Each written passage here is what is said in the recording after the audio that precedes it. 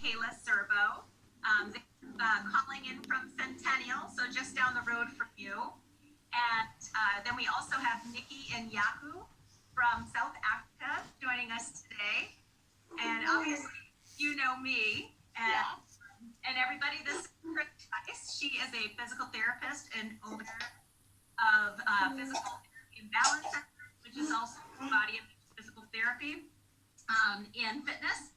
And she was a very generous corporate sponsor in 2020. And we just want to share with you today all the great things that we've been up to.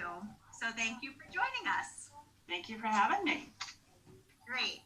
Well, I'm just going to get started with a brief history. I'm sure you've heard part of it, but Let's Talk started back in 2016 as a social group as part of my clinical practice, Colorado Speech Language and Learning Professionals.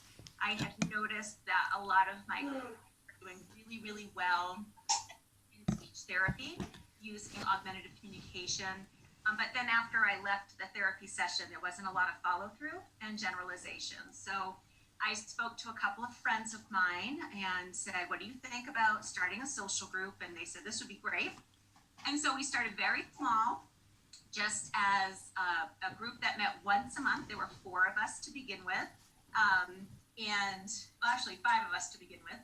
And we started with challenges. So something as simple, which seems simple, but is not simple for somebody that has really complex issues and needs that uses augmentative communication. But we started with go to a restaurant, and instead of your parents ordering for you and for them, you order. So one of our members, Elizabeth, went to Starbucks, and we called ahead to let them know, because we know one of the biggest things that we're trying to do as part of Let's Talk is to educate our community members to be comfortable with people who use augmentative or alternative forms of communication. So we called them up and we gave them a heads up, and they were super excited, and they were able to provide Elizabeth with the patience and the time to be able to communicate what she wanted to order. And she went in and she ordered a macchiato and a snowman cookie, and it was a great first experience for her doing something on her own. And another member, Savannah, she had gotten birthday money and she wanted a new pair of kicks. So she went to the shoe store all by herself, and using her augmentative communication system was able to successfully ask for the brand, the style, and the color and the size of shoe that she wanted. It was a great experience for her. So from there, we started to do additional challenges, and we decided that we were going to put together a little YouTube video as a resource for families and educators about augmentative communication and what that would be like for somebody to use. And 2 film producers in Denver heard about our project and said, we want to film this for you guys for free.